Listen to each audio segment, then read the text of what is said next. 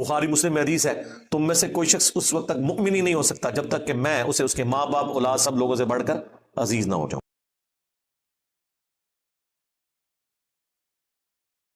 یہ اب اس کی ایک ڈیوائن ریزن بیان ہو رہی ہے، جو اس کی سائنٹیفک ریزن ہے وہ اپنی جگہ ہے۔ الٹیمیٹلی جو سائنٹیفک یا فزیکل فینومینا ہوتا ہے اس کے پیچھے ایک ڈیوائن ریزن بھی ہوتی ہے۔ سائنس اس سے ڈیل نہیں کرتی۔ سائنس آپ کو یہ بتائے گی کہ ٹیکٹونک پلیٹس کی ڈسٹربنس کی وجہ سے زلزلہ آتا ہے، لیکن سائنس آپ کو یہ نہیں بتائے گی کہ یہ ٹیکٹونک پلیٹس جو ہیں ان کے سائزز یہ کیوں اتنے بڑے بڑے، اتنی سائز کی پلیٹس کیوں رکھی ہوئی ہیں، وہ اللہ تعالیٰ نے ڈیفائن کیا۔ اور پھر کس پلیٹ نے کس لیول کے اوپر جا کے ڈسٹربنس کرنی ہے کہ زلزلے کا ایمپلیٹیوڈ اتنا ہونا ہے، ہونے کے بعد تو وہ بتائیں گے کہ یہ ہو گیا۔ یہ کون ڈیسائیڈ کرتا ہے؟ اس کی ریزن بھی وہ بتائیں گے کہ یہ ہوا، لیکن الٹیمیٹلی یہ کیسے ہو گیا، کس نے ڈیفائن کیا کہ اتنے بج کے اتنے منٹ کے اوپر زلزلہ آئے گا، وہ کہتے ہیں it is physical phenomena of nature. یہ قانون قدرت ہے، اور وہ ہماری فیلڈ بھی نہیں ہے۔ سائنس تو سٹارٹ ہوتی ہے فزیکل فینومینا ہونے کے بعد، یا فزیکل فینومینا کے لیے جو فزیکل ریزنز ہیں ان کو ڈیل کرتی ہے، ڈیوائن ریزن کو نہیں۔ لہذا یہ جو آیات کے اندر یا حدیث کے اندر جو اس کا روحانی پہلو بیان ہو رہا ہوتا ہے نا، اس کے ساتھ بالکل اس کو ریلیٹ کرنے کی ضرورت نہیں ہے۔ اللہ تعالیٰ تو کہتا ہے کہ ہم تخلیق کرتے ہیں ماں کے پیٹ میں بچے کو، آپ کے کہنے جی اس کی تو فزیکل ایک ریزن ہے جس کے بعد یہ سب کچھ ہوتا ہے، بھئی بالکل وہ بھی ریزن ہے، وہ اپنی جگہ موجود ہے، لیکن یہ اللہ تعالیٰ ڈیسائیڈ کرتا ہے کہ ہاں اس کو اولاد ملنی ہے کہ نہیں۔ میاں بیوی بالکل ٹھیک ہوتے ہیں، اولاد پھر بھی نہیں ہوتی، ہو بھی جائے وہ کمپلیٹ نہیں ہے، اس میں کوئی نہ کوئی فالٹ رہ جاتا ہے، وہ اللہ تعالیٰ خود ڈیسائیڈ کرتا ہے، اس کے ذریعے آزمایا جائے گا۔ تو ڈیوائن ریزن اپنی جگہ ہے۔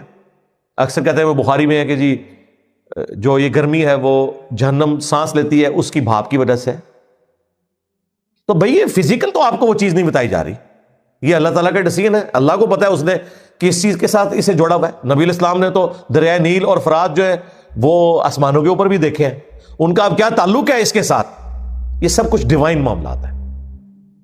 دنیا میں انسان نے وہ کام کر دیے ہیں جو آپ کو ڈیوائن نظر آتے ہیں۔ ہم میں سے کسی نے الیکٹرو میگنیٹک ویوز دیکھی ہیں؟ جنہوں نے ہمیں بتایا انہوں نے بھی نہیں دیکھی ہوئی ہیں، صرف تجربات کے ذریعے یہ چیزیں پتہ چلی ہیں۔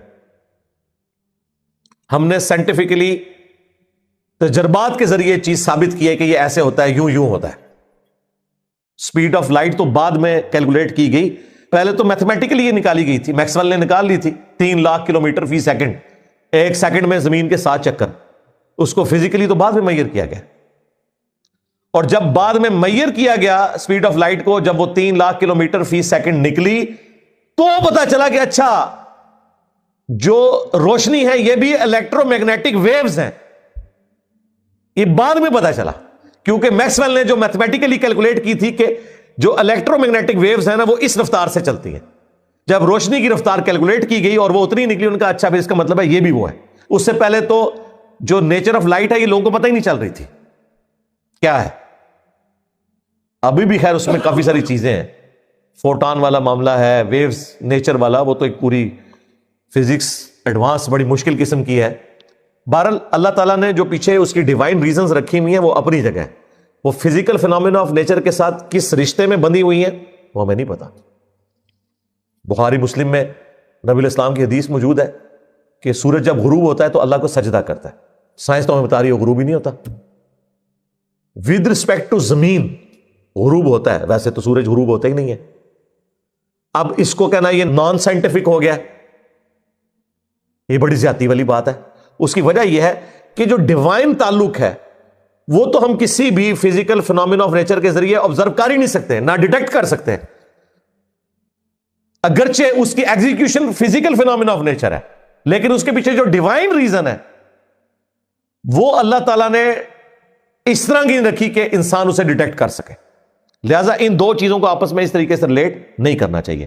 یہاں پر بھی اللہ تعالیٰ نے فرمایا کہ جب کوئی جن، شیطان، فرشتوں کی بات اچک کر بھاگنے کی کوشش کرتا ہے ہم اس کو شہاب ثاقب مارتے ہیں، اور یہ شہاب ثاقب ہمیں نظر آتے ہیں۔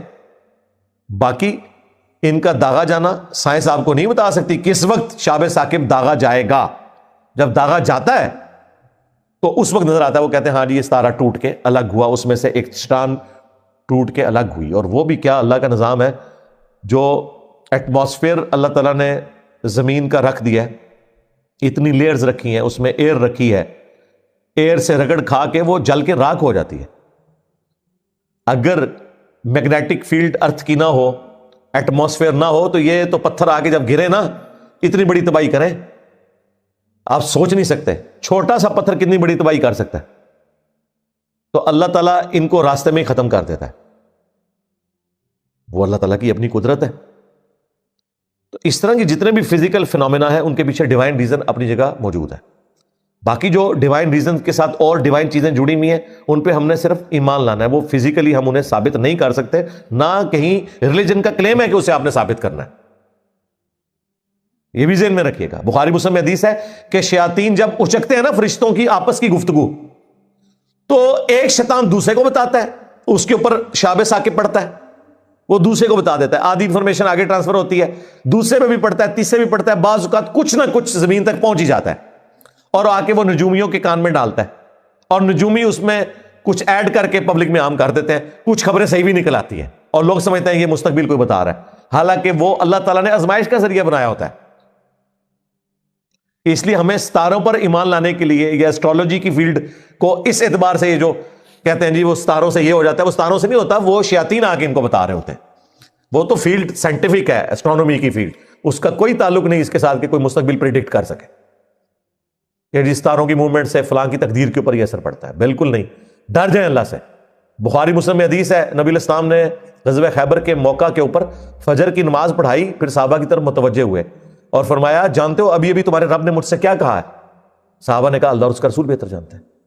آپ ذرا اس روحانیت کو فیل کریں. میں تو جب یہ حدیث پڑھتا ہوں, بیان کرتا ہوں, ایک کیفیت طاری ہو جاتی ہے کہ وقت کا پیغمبر آپ کے سامنے ہے اور وہ کہہ رہا ہے کہ جانتے ہو ابھی ابھی تمہارے رب نے تمہارے لیے کیا پیغام بھیجا ہے. تو صحابہ کرام کے ایمان کا لیول کیا ہوگا کہ ڈائریکٹ اللہ کے نبی پر وہی نازل ہوئی ہے کہ آپ اپنے ماننے والوں کو یہ بات بتائیں.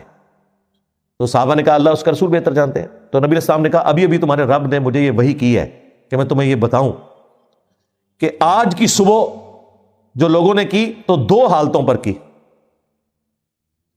ایک وہ طبقہ تھا جس نے کہا کہ فلاں ستارے کی گردش کی وجہ سے فلاں سیارہ فلاں جگہ چلا گیا, اس کی وجہ سے یہ بارش ہوئی ہے رات کو. ان لوگوں نے اپنے رب سے کفر پر صبح کی ہے اور ستاروں پر ایمان لا کر صبح کی ہے. اور ایک وہ لوگ ہیں یعنی کہ نبی الاسلام ان کے صحابہ جنہوں نے اس حال میں صبح کی ہے کہ انہوں نے کہا یہ بارش اللہ کی وجہ سے ہوئی ہے. اب دیکھ لیں آپ کا ہفتہ کیسے گزرے گا. مسلمان بھی پڑھ رہے ہیں ٹی وی چینلز کے اوپر. میں نہیں سمجھتا کہ اس طرح کے پروگرام ٹی وی چینلز کے اوپر چلانے چاہیے.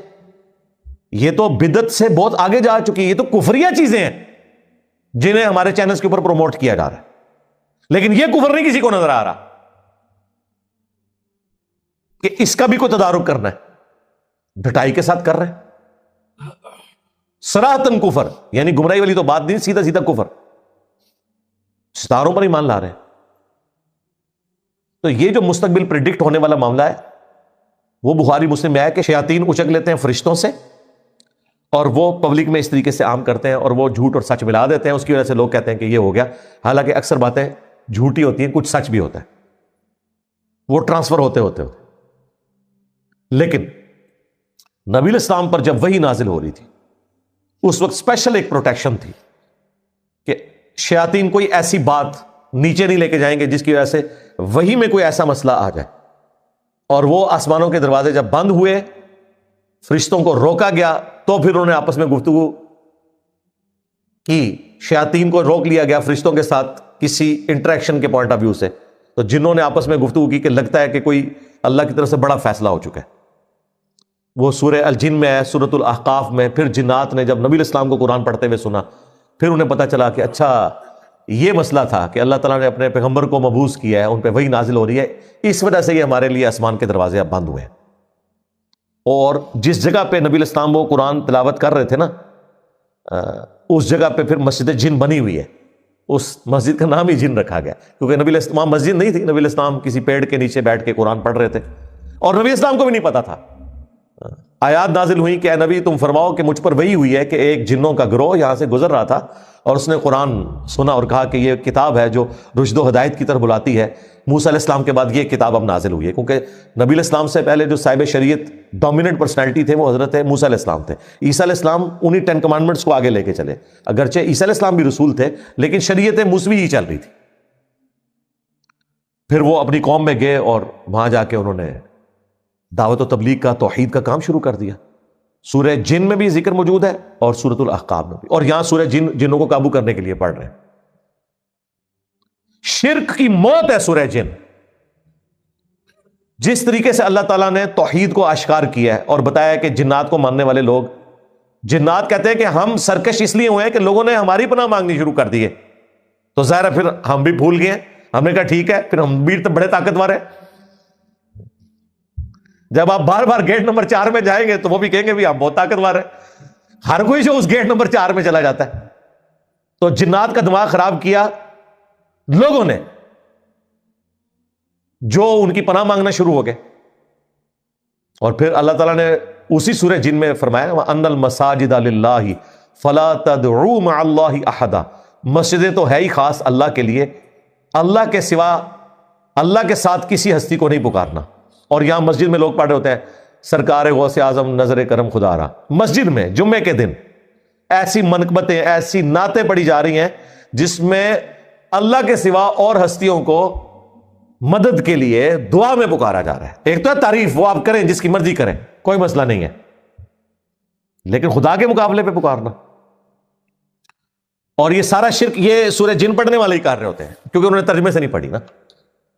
اس لیے ہم کہتے ہیں کہ قرآن صرف تلاوت کرنے کا فائدہ نہیں ہے جب تک کہ آپ اس کی تعلیمات پر عمل نہ کریں، ورنہ آپ تلاوت کر کے نیکیوں کے چکر میں ہو اور عقیدوں میں آپ کے شرک ہو تو نیکیاں تو آپ کی 0 سے ملٹیپلائی ہوگی. اس کا مطلب ہے قرآن کی تعلیمات سے استفادہ کرنا ہے، تب پھر تلاوت کا بھی فائدہ ہے آپ کو. سیدھی سی بات ہے.